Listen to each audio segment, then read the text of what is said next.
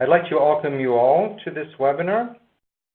I will start by giving a short introduction, followed by a few slides highlighting some of the practical challenges that I faced over the years as a tumor immunology researcher, and are surely common to many of you and our colleagues. Finally, I will tell you how we generated solutions for these challenges and were able to significantly improve our TIL research workflows. Immunotherapy has proven clinical efficacy and tremendous potential in multiple cancers. But even patients who experience clinical benefit from these new agents often achieve only partial responses, such that additional work is necessary to improve immunotherapeutic strategies, namely to fully understand the dynamic interactions between the tumor microenvironment and the immune system and the effects of the different therapies in TIL biology. Syngeneic mouse tumor models represent the gold standard to study immune responses to tumors and analyze the effects of immunotherapy, as they possess a fully competent immune repertoire. However, the phenotypic and functional analysis of TILs is technically challenging and labor-intensive.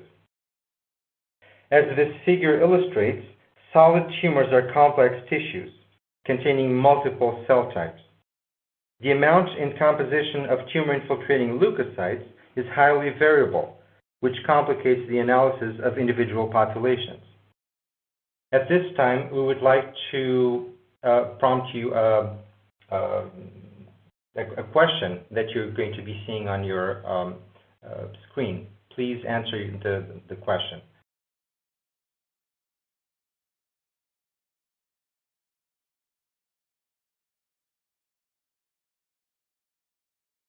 Indeed, TIL frequencies can be very low. For example, one of the most widely used syngeneic mouse tumor models is set up by inoculation of about 500,000 B16F10 melanoma cells subcutaneously in black 6 mice. These cells will establish a solid tumor that can be analyzed typically between 1 and 3 weeks after tumor inoculation. These tumors are typically between 200 and 1,000 milligrams and contain around 10 to the 8 cells per gram. The necrotic areas of these tumors are quite significant, such that the percentage of viable cells can be as low as 20%. Of those, less than 1% are CD8 or CD4 positive T cells. In these dot plots, I'm showing an actual example of flow cytometry analysis of a dissociated B16F10 tumor. After acquiring over 200,000 cells and gating on live cells, lymphocytes based on forward scatter, side scatter, and single cells, we ended up with only 266 CD8 T cells. If we would like to further phenotype these cells and identify the subpopulations of infiltrating CD8 T cells, we'd need many more cells. And that can be very time-consuming. Using this same example, we calculated that in order to acquire 5,000 CD8 T cells for proper phenotypic characterization of the subpopulations, we would need to acquire over 4 million cells per sample. If we acquire the samples at a rate of 2,000 events per second, this would take 36 minutes per sample. And if the experiment contains 20 different samples, including different experimental conditions, controls, and replicas, we would need over 12 hours just for acquisition of the labeled cells. And even before getting to those cells, the mouse has to be sacrificed and the tumor resected. The tumor then has to be manually dissociated, followed by enzymatic digestion. The resulting suspension then needs to be filtered, and often a density gradient centrifugation is applied to exclude some debris, dead cells, and tumor cells. The number of cells in the resulting suspension is counted. The cells are labeled with fluorescent antibodies and dyes, and are then finally ready for the long acquisition times in front of the flow cytometer. I estimated the approximate amount of time required for each of these steps in my own experience. However, the gross majority of experiments are done using multiple mice. If, for example, we have an experiment with 20 mice, these times add up, and we can end up with a workflow that requires up to 20 hours to complete, which is far from ideal. Therefore, it is fundamental to use effective, innovative tools to streamline the workflow and generate high-quality data. To this end, we have developed solutions for all the steps of mainstream cancer research and established workflows, combining them to decrease the time required and increase the quality of the data generated. This, of course, starts with collecting and storing the tumor tissue. Sometimes, when working with large cohorts, or the material has to be collected from multiple origins, or at different time points, or for any other reason, the tissue cannot be directly processed. During this storage period, necrosis and apoptosis must be avoided, and the functional properties or activation status of cells must remain unchanged to prevent causing bias in downstream analysis. The MAX tissue storage solution has been developed to allow an optimized storage of fresh organ and tissue samples. It has been tested and validated on a variety of human and mouse tissues, including tumors, lung, heart, brain, spleen, skin, kidney, and skeletal muscle. This graph shows the number of cells per gram of tissue recovered after storage in different solutions for 48 hours at 4 degrees or room temperature as compared to the fresh tissue on the column on the right. And this graph shows the viability of the cells in the same conditions. As you can see, tissues stored in max tissue storage solution at 4 degrees maintain the original cellular yield and viability even after 48 hours, with no induction of apoptosis or increased in necrosis, and no cell activation or influence on marker expression. Once we are ready to process the tumors, we automated the tissue dissociation using the GentleMax and the tumor dissociation kits from mouse. Using these tools, automated dissociation of multiple samples can be done in parallel. It combines both mechanical and enzymatic treatment for efficient dissociation. This means the disruption of extracellular matrix and cell adhesion components without destroying the integrity of the cell membrane, while simultaneously preserving the cell surface epitopes. Indeed, optimal tissue dissociation can be essential for the recovery of the cells of interest. To illustrate this point, we resected a B16F10 tumor, divided it into 2 different samples, and dissociated them in the GentleMax, either in the absence or presence of tumor dissociation kit enzymes. In the figure, we can see the expression of PD-1, TIM-3, and LAG-3 on CD8 T cells recovered after the tumor was dissociated in the absence, in the top, versus the presence, in the bottom, of the tumor dissociation kit enzymes. PD-1, LAG-3, and TIM-3 identify a population of exhausted tumor-reactive T cells that, as can be seen in the upper row, are not always released without optimized enzymatic digestion. These data show that enzymatic digestion is essential for the recovery of important TIL populations. Furthermore, we do in-house control of the quality of the enzymes used, and the tumor dissociation kit was optimized for epitope preservation. We tested over 200 epitopes, the vast majority of which was not affected by our enzyme composition. I'm not expecting you to be able to read this, but this list of tested epitopes can be accessed on our website. Once we have a cell suspension, we improved the isolation of TILs by developing microbead reagents for the enrichment of CD8, CD4, pan T cells, or CD45 positive TILs directly from dissociated tumor tissue. Using these reagents, based on MAX technology, the dissociated tumor tissue is directly labeled with the specific microbeads optimized for use in solid tumor. The microbead labeled cells are then magnetically isolated, resulting in very efficient enrichment of the cells of interest. This process can be done manually using individual columns. It can be automated using the Automax Pro separator. For high throughput needs, the Multimax Cell 24 Separator Plus allows the semi-automated isolation of up to 24 samples simultaneously. High throughput cell isolation can also be fully automated using the Multimax X, which incorporates a liquid handling system. At this point, we would like to ask you another question that will be showing up on your screen.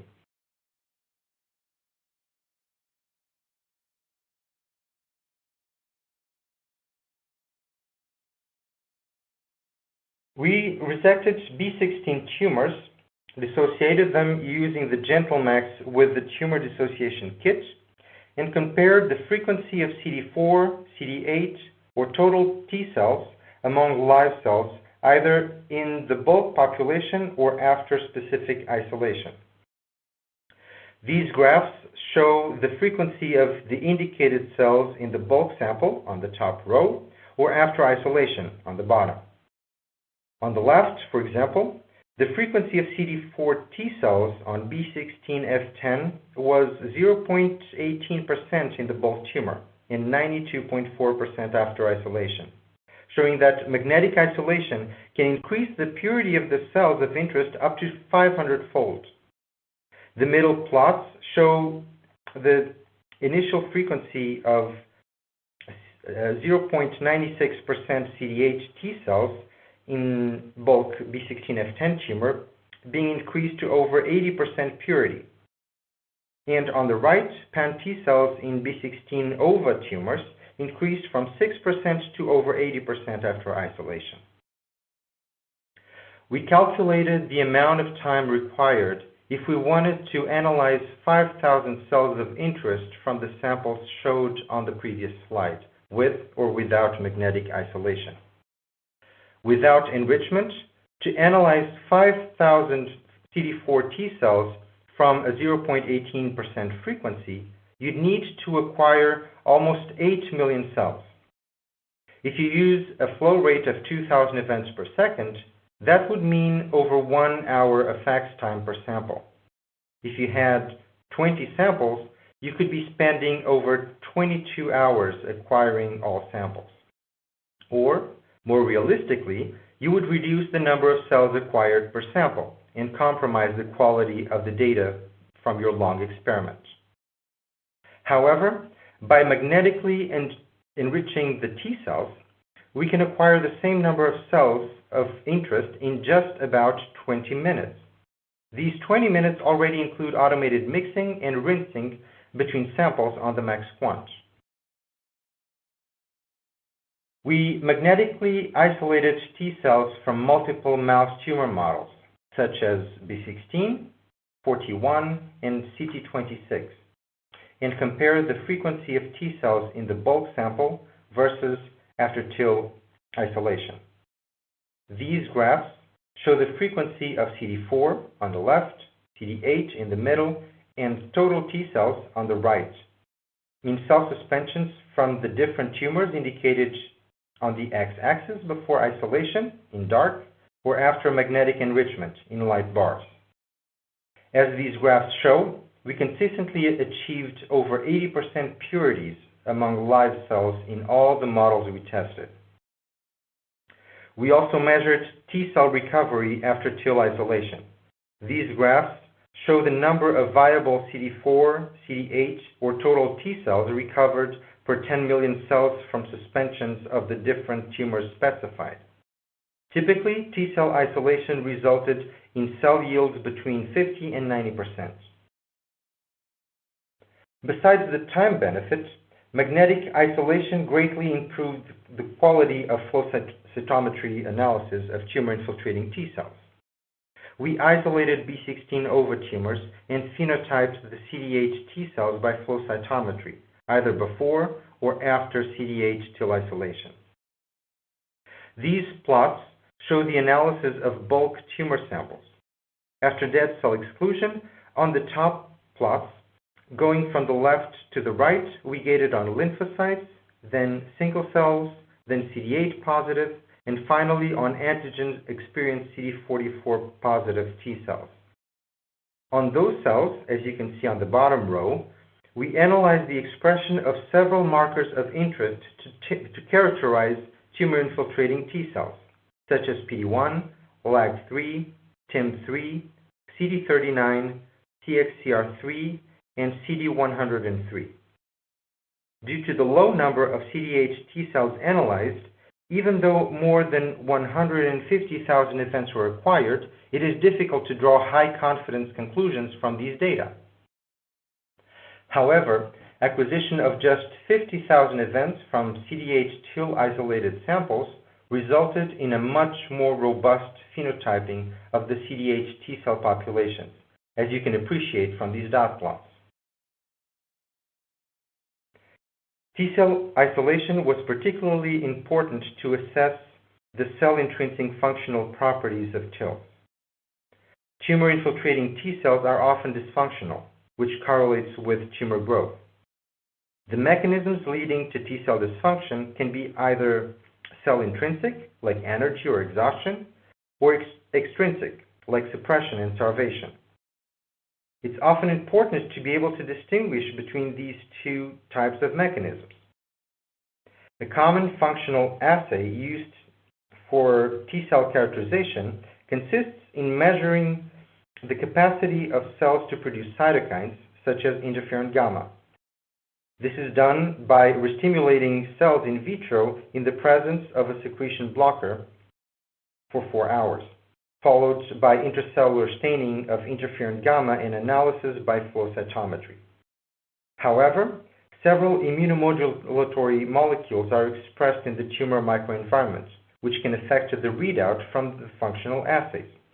To illustrate this, we resected and dissociated 41 tumors, either isolated the T cells or not, restimulated the T cells or not with plate-bound anti-CD3 antibody for 4 hours at 37 degrees in the presence of brefalvin A, and then measured the frequency of cells that produced interferon gamma in the different conditions.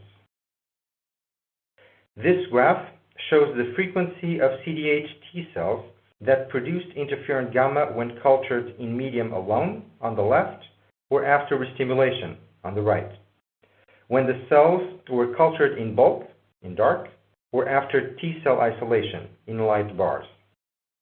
Indeed, a higher percentage of CD8 T cells produced interferon gamma in response to CD3 stimulation in the T cell isolated samples as compared to the bulk samples, indicating that factors present in the bulk sample suppressed CD8 T cell function.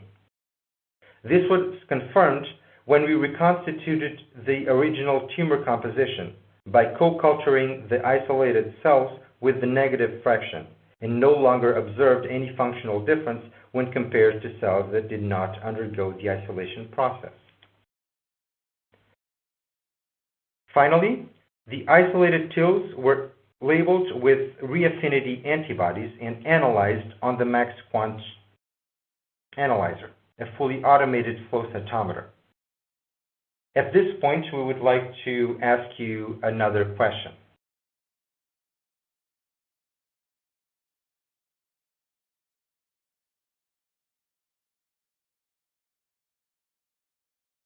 Reaffinity antibodies are genetically engineered to enhance reproducibility and eliminate bias.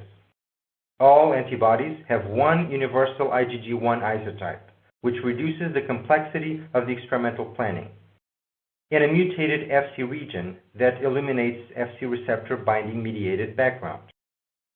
We dissociated mammary carcinoma tumors and labeled them with a hybridoma-derived anti-CD8 antibody on the x-axis, counterstained with an anti-CD3 staining on the y-axis, either without Fc receptor blocking reagent on the left or with FCR blocking on the right. As you can see, using the hybridoma-derived antibody resulted in the false identification of CD8 alpha positive cells within the CD3 negative cell population. This experimental artifact was most likely caused by unspecific binding of hybridoma-derived antibodies to Fc gamma receptors on the other cells, as it was significantly reduced when using an Fc receptor blocking reagent. In contrast, labeling with reaffinity antibodies wasn't changed in the presence or absence of Fc receptor blocking, therefore providing a more exact analysis of the different cell populations. Using these optimized workflows, we were able to reduce the time required to do the experiment I described in the beginning of this presentation from between 8 and 20 hours down to around 2 hours.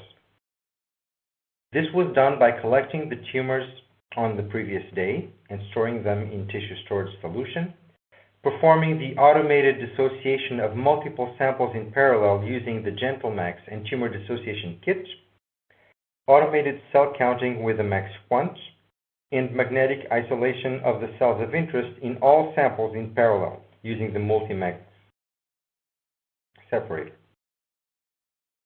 Furthermore, isolation of T cells allowed us to interrogate the cell intrinsic functional properties without the influence of the highly immunomodulatory cells present in the tumor microenvironment. Finally, cells were labeled with reaffinity antibodies, which reduced background and increased the quality of the data, and analyzed using a max quant analyzer. This instrument decreased hands-on time as well as total acquisition time by facilitating fast and fully automated sample processing, including sample mixing and absolute cell counting. In conclusion, we showed you that optimized tumor dissociation with enzymatic digestion is essential for recovery of important TIL populations, that reaffinity antibodies facilitate TIL analysis by eliminating background, and that magnetic isolation of T cells from mouse tumors can dramatically decrease the time of analysis while increasing the quality of the data generated. Furthermore, it can prevent bias in the functional characterization of TILs.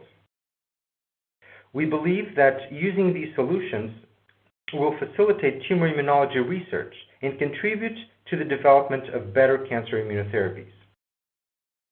I would like to finish by acknowledging my team and all my colleagues at Miltenyi Biotech that made it possible to put together these workflows, as well as our collaborators at the University of Göttingen and at the University of Bonn for providing material and testing our workflows off-site. Thank you.